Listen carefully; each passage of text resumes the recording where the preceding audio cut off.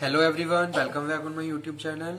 आज के सेशन में हम डिस्कस करेंगे इंडस्ट्रियल डिस्प्यूट एक्ट, जिसमें हमारा टॉपिक चल रहा है जो कि है authorities for prevention and settlement of dispute. ठीक है, तो आज इस टॉपिक में हम डिस्कस करेंगे कॉन्सिलेशन ऑफिसर्स और ड्यूटीज ऑफ कॉन्सिलेशन ऑफिसर्स के बारे में। ठीक है, इसी टॉपिक को कंटिन्यू कर रहे हैं। इससे प्रीवियस वीडियो लेक्चर में भी हमने यही टॉपिक स्टार्ट किया था, जिसमें हमने बात करी थी वर्क कमिटीज की, कॉन्स्टिट्यूशन ऑफ वर्क कमिटीज और ड्यूटीज ऑफ वर्क कमिटीज। ठीक है, तो ये तीनों पॉइंट्स यानी कि तीनों ये जो टॉपिक्स हैं ये हम क्लियर कर चुके हैं under authorities prevention and settlement of dispute. ठीक है, तो यहाँ पे एक बार मैं दोबारा से लिख देता हूँ, authorities prevention and settlement dispute. Okay, तो आज हम डिस्कस कर रहे हैं नेक्स्ट, जो कि है conciliation officer.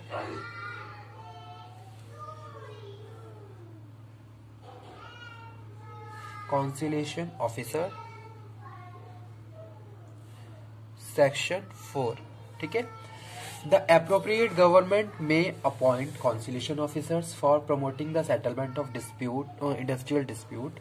A conciliation officer may be appointed for the specified area for the specified industries, in a specified area for one or more specified industries, and either permanently for the limited period. ठीक है, तो जो conciliation officer है इसको appoint किया जाता है by the appropriate government, जो भी appropriate government है उस इंडस्ट्री के लिए। Okay, for the settlement of industrial dispute. ठीक है, यानी कि यहाँ पे हम बात कर रहे हैं जो कॉन्सिलेशन ऑफिसर अपॉइंट किया जाता है, conciliation officer appointed by the appropriate government for promoting the settlement of industrial dispute। ठीक है, तो यहाँ पे मैं लिख देता हूँ थोड़ा सा ताकि आपको इजीली समझ में आ जाए।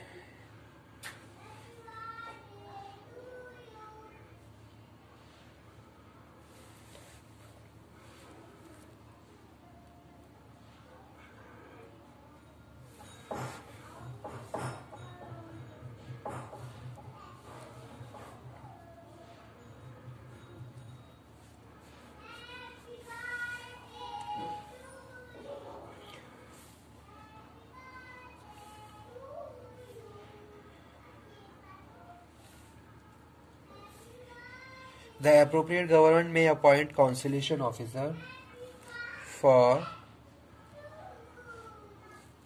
promoting the settlement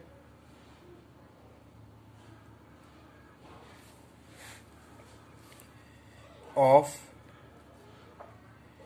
industrial dispute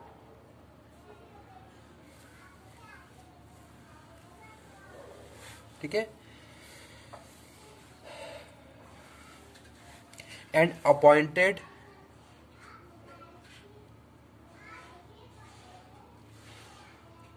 for a specified area और इंडस्ट्री, किसी स्पेसिफाई एरिया के लिए अपॉइंट किया गया है, किसी इंडस्ट्री के लिए अपॉइंट किया गया है। ठीक है, अब ड्यूटीज यहाँ पे हम बात कर रहे हैं कौन क्या क्या ड्यूटीज होती हैं, ड्यूटीज ऑफ कॉन्सिलेशन ऑफिसर।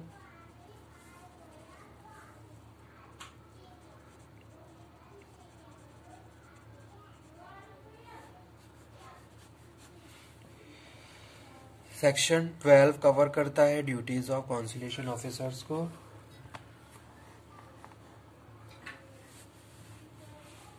ठीक है, तो फर्स्ट ड्यूटी है where any industrial dispute exist और is apparent to come up in future, the conciliation officer में where the dispute relate to a public utility service and the notice under the section 22 has been given by the workers shall hold conciliation proceeding in the prescribed manners। ठीक है, तो पहली duty है क्या है, अगर कोई पब्लिक यूटिलिटी है, इससे रिलेटेड कोई भी डिस्प्यूट है तो उसके लिए क्या है, कॉन्सिलेशन ऑफिसर्स को वहां पे प्रिस्क्राइब किया जाता है, एक तरीके से उनको जो अपॉइंट किया जाता है, तो वो उनकी ड्यूटी स्टार्ट हो जाती है। ठीक है, वो क्या करते हैं, उनका इन्वेस्टिगेशन करते हैं, उनका सेटलमेंट करते हैं, ताकि पब्लिक कोई भी नुकसान ना हो, पब्लिक यूटिलिटी जो है सर्विसेज है इनका कोई नुकसान ना हो। ठीक है, तो वो चीज यहाँ पे हम बात कर रहे हैं।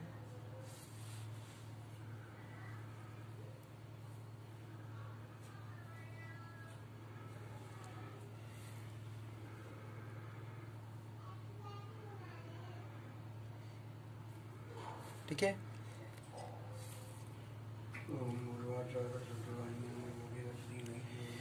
तो यहाँ पे हम बात कर रहे हैं, सबसे पहले मैं यहाँ पे थोड़ा लिख देता हूँ। Industrial dispute come exist in future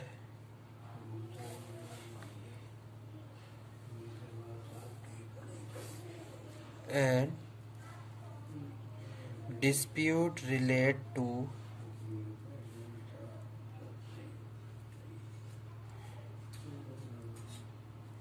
public utility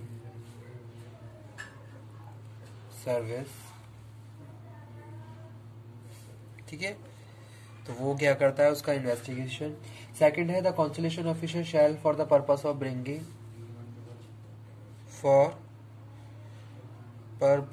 of bringing about settlement of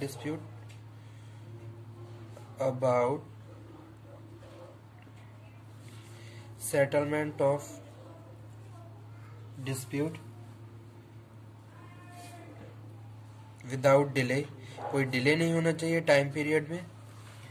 investigation the dispute and the matter affecting, investigation का काम, इन्वेस्टिगेशन एंड सेटलमेंट, ठीक है। Without delay investigation, dispute and the all matter affecting the merits and the appropriate settlement of there of.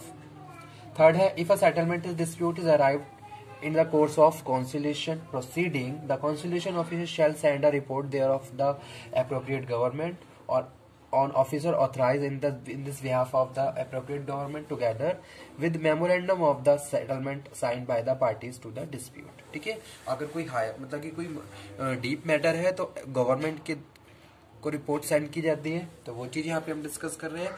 तो जितनी भी reporting है, जो भी मैटर्स है, वो कॉन्सिलेशन ऑफिसर्स के द्वारा एक तरीके से ट्रांसफर किया जाता है, ठीक है।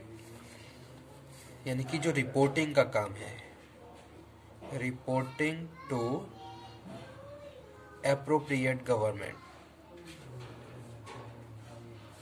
रिगार्डिंग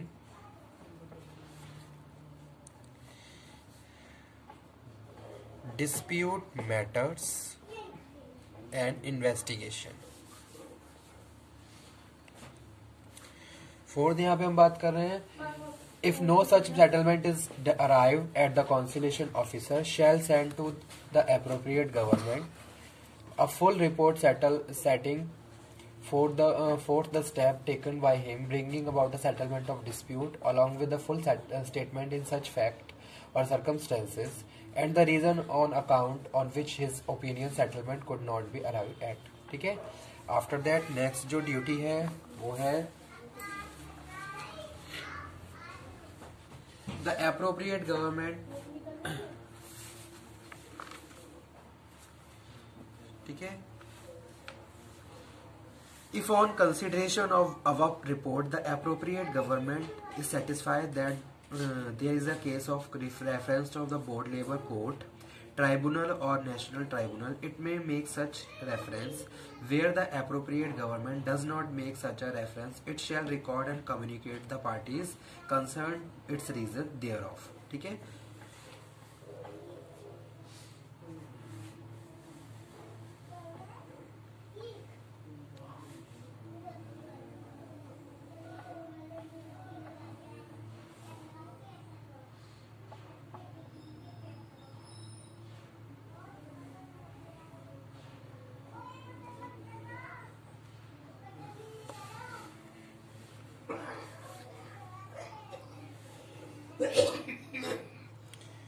Consideration of officer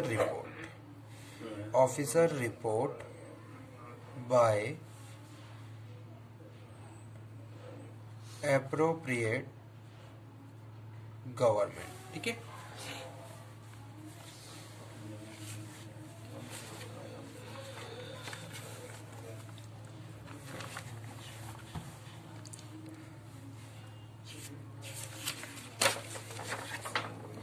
इसके बाद हम डिस्कस कर रहे हैं power of conciliation officer.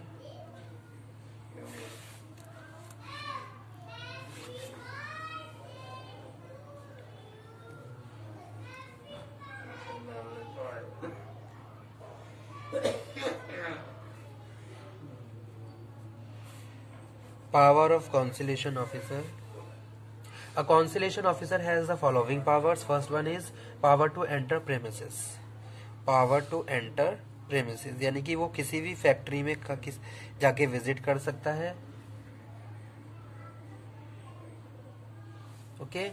A conciliation officer for conducting inquiry into any existing or industry dispute can enter any premises after giving a reasonable notice. Second है power to enforce attendance. Power to enforce attendance. He can enforce attendance of any person for the purpose of examining such person. Third है power to call and inspect document. Power to call for and inspect document. He can call for and inspect any document which is considered necessary for the purpose of verifying the implementation of any award and carrying out any other duty under the act. और fourth है power of civil court. Power of a civil court. For the above purpose, he shall have the same power are vested in the civil court for the enforcing attendance of any person and examining him for the compelling for the production of documents. Fifth number है power of public servant. Power of public servant. He is deemed to be public servant. जो तो conciliation है उस officer है उसको हम as a public servant deem करेंगे। ठीक है, तो ये थी पावर्स पब्लिक सर्वेंट्स की। Okay, thank you. आज का टॉपिक यहीं पे फिनिश करते हैं। नेक्स्ट टॉपिक में हम डिस्कस करेंगे बोर्ड ऑफ कॉन्सिलेशंस को। Thank you.